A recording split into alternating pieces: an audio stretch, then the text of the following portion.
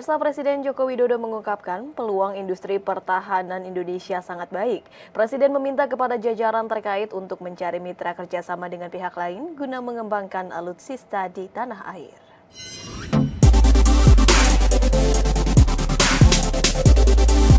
Usai memantau harga pasar Bululalang, Kabupaten Malang, Jawa Timur, Presiden Joko Widodo bersama dengan Menteri Pertahanan dan Menteri BUMN mengunjungi PT Pindad Persero di Kecamatan Turen guna meninjau produksi alat utama sistem senjata atau alutsista.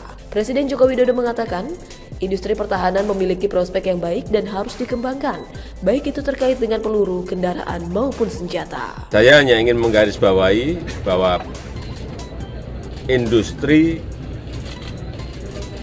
pertahanan di negara kita memang memiliki prospek yang baik dan harus dikembangkan, baik yang berkaitan dengan peluru, baik yang berkaitan dengan kendaraan, baik yang berkaitan dengan senjata, semuanya, karena permintaannya banyak. Adapun produksi PT Pindad saat ini mengalami peningkatan setelah mendapatkan suntikan modal dari pemerintah sebesar 700 miliar rupiah melalui skema penyertaan modal negara. Melihat besarnya potensi pengembangan alutsista tersebut, pemerintah juga akan memindahkan pabrik PT Pindad Persero yang ada di Bandung ke kawasan industri di Subang secara bertahap. Hal tersebut turut dilakukan pemerintah dalam rangka pengembangan PT Pindad Persero secara lebih cepat.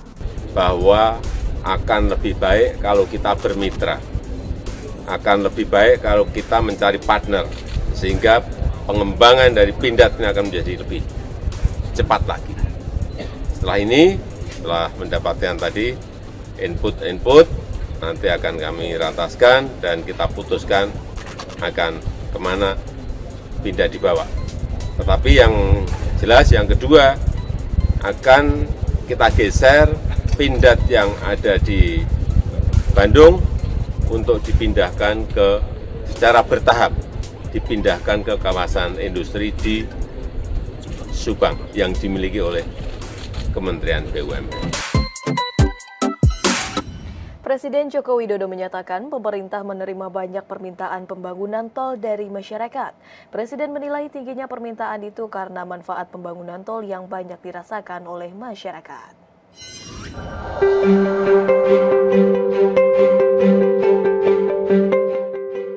Pemerintah terus berkomitmen melakukan percepatan sejumlah proyek strategis nasional seperti pembangunan jalan tol, sarana dan prasarana di wilayah Indonesia. Permintaan pembangunan tol juga dinilai memiliki banyak manfaat dan dirasakan hasilnya oleh masyarakat. Hal tersebut disampaikan oleh Presiden Joko Widodo dalam keterangannya usai meninjau pasar rakyat di Lapangan Rampal, Kota Malang, Provinsi Jawa Timur.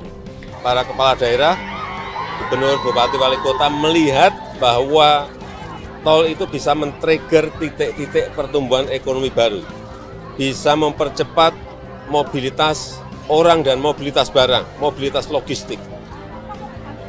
Sehingga karena kemanfaatannya dirasakan, banyak permintaan-permintaan, tetapi prioritas adalah memang masih di luar Jawa. Kendati demikian, Presiden mengatakan untuk pembangunan tol di Pulau Jawa sendiri masih ada kemungkinan pembangunan jalan tol dilaksanakan dengan catatan angka interval rate of return di wilayah tersebut sesuai dengan ketentuan. Internal rate of return-nya, IRR-nya masuk, ya dipersilahkan. Tapi kalau memang IRR, internal rate of return-nya masih belum layak, nah disitulah PMN bisa diberikan ke BUMN atau dikerjakan oleh Kementerian PU. Semuanya pasti masih dilihat, dikalkulasi, termasuk yang di Jawa Timur, termasuk yang di Malang, ya. Dilansir dari situs resmi Kementerian Pekerjaan Umum dan Perumahan Rakyat, pemerintah bersama dengan mitra kerja Badan Usaha Jalan Tol terus bekerja sama melanjutkan pembangunan jalan tol dan meningkatkan kualitas pengelolaan jalan tol dalam rangka peningkatan konektivitas di seluruh wilayah Indonesia. Hingga Maret 2023, tercatat 70 ruas jalan tol operasi yang dikelola oleh 49 BUJT dengan total panjang jalan tol 2.623,51 km. Ditargetkan hingga akhir 2024 angka tersambung jalan tol sepanjang total 3.196 km. Kepala Badan Pelindungan Pekerja Migran Indonesia BP2MI Beni Ramdhani menyebutkan kartu tenaga kerja luar negeri bukanlah syarat bagi PMI untuk dapat kembali ke negara penempatan usai melakukan cuti. Hal tersebut ditegaskan Kepala BP2MI dikarenakan banyak laporan dari pekerja migran yang acap kali mendapat kendala di bagian imigrasi apabila ingin kembali ke negara penempatan mereka. Kepala Badan Pelindungan Pekerja Migran Indonesia atau BP2MI Beni Ramdhani ketika melakukan konversi pers pada Selasa 25 Juli 2023 menyebutkan kartu tenaga kerja luar negeri atau IKTKLN atau IPMI bukanlah syarat untuk PMI agar dapat kembali ke negara penempatan, namun hanya sebagai sistem yang digunakan BP2MI untuk mendata pekerja migran Indonesia. Penegasan ini dilakukan sebab BP2MI sering mendapat aduan dari PMI yang usai melakukan cuti dan ingin kembali ke negara penempatannya. Kendala tersebut terjadi di bagian imigrasi yang ada di bandar udara, di mana petugas imigrasi meminta IPMI apabila PMI tersebut ingin kembali ke negara penempatan mereka. Akibatnya, beberapa dari pekerja migran Indonesia yang tidak memiliki IPMI tersebut batal untuk kembali berangkat ke negara penempatannya. Jadi jelas untuk para pekerja migran Indonesia, para petugas imigrasi di bandara, ingin kami tegaskan bahwa EPMI atau EKTKLN bukanlah dokumen persyaratan yang wajib dimiliki pekerja migran Indonesia, sebagaimana diatur Undang-Undang 18 2017 Pasal 13. 2. Bahwa persyaratan dokumen yang wajib dimiliki oleh pekerja migran Indonesia yang akan bekerja ke luar negeri sesuai dengan Undang-Undang Nomor 18 Tahun 2017 Pasal 13. Sekali lagi, jika ditanyakan dokumen apa saja, pasti teman-teman imigrasi juga sudah paham. Itu tertuang di Pasal 13 ya. Undang-Undang 18 2017. Kemudian, bahwa sebagaimana di poin 2 dan 3 tersebut di atas, menjadi tidak ada alasan terjadinya pencegahan yang dilakukan oleh pihak petugas imigrasi kepada setiap pekerja migran Indonesia yang melaksanakan cuti untuk kembali ke negara penempatan dengan alasan bahwa pekerja migran harus menunjukkan EKTKLN atau EPMI. Berkaitan dengan hal tersebut, BP2MI saat ini telah mengirimkan surat kepada Direktur Jenderal Imigrasi Kemenkumham Republik Indonesia tanggal 24 Juli 2023 perihal pelayanan penempatan pekerja migran Indonesia yang sedang melaksanakan cuti.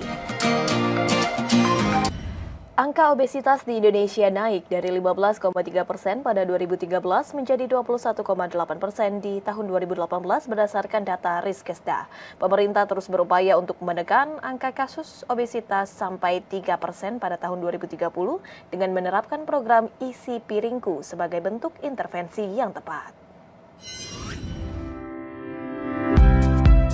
Pemerintah melalui Kementerian Kesehatan berupaya untuk menekan angka kasus obesitas di Indonesia menjadi 3% pada tahun 2030. Berdasarkan riset kesehatan dasar, angka obesitas di Indonesia sekitar 15,3%, meningkat drastis di 2018, yakni 21,8%. Wakil Menteri Kesehatan Republik Indonesia Dante Saxono Harbuwono mengatakan, obesitas pada anak merupakan beban ganda malnutrisi sebab di saat yang sama dapat terjadi masalah kekurangan gizi. Selain pola makan, faktor genetik dari orang tua juga mempengaruhi tingkat obesitas pada anak. Untuk itu, pola asuh anak di dalam keluarga menjadi hal terpenting dalam program menurunkan angka obesitas melalui edukasi orang tua kepada anak tentang asupan makanan dan minuman yang aman dan bergizi. Sedangkan upaya yang digodok pemerintah dalam menekan angka obesitas adalah dengan ketentuan pajak makanan yang mengandung bahan olahan gula, garam, lemak yang melebihi ambang batas. Kita tetap berpegang pada SDGs bahwa tahun 2030 nanti angka obesitas kalau bisa ditekan menjadi 3%. Oke. 3% saja angka obesitas di masyarakat. 2030 itu nggak jauh dari sekarang, hanya tinggal beberapa tahun lagi. Maka edukasi masif di tingkat masyarakat itu harus dilakukan secara baik. Dan beberapa hal yang sedang kita godok dan memang ini belum final adalah memberikan pajak pada makanan yang dikemas dengan kandungan GGL yang melebihi batas. Oke. Itu salah satu usaha-usaha pemerintah yang digunakan untuk menekan angka obesitas untuk mencapai angka SDG 3% di tahun 2030. Wamenkes Dante menambahkan, adapun intervensi yang tepat dalam menekan laju pertumbuhan angka obesitas di Indonesia dengan menjalankan program gizi seimbang bertajuk Isi Piringku. Program Isi Piringku memuat seputar kualitas dan komposisi makanan yang dikonsumsi, menggambarkan porsi makan yang dikonsumsi dalam satu piring yang terdiri dari 50% buah dan sayur, dan 50% sisanya terdiri atas karbohidrat dan juga protein. Pemirsa, usai jeda Kominfo Newsroom akan mengulas informasi mengenai Road to Rusdi Mastura Adventure Sulawesi Tengah sesaat lagi.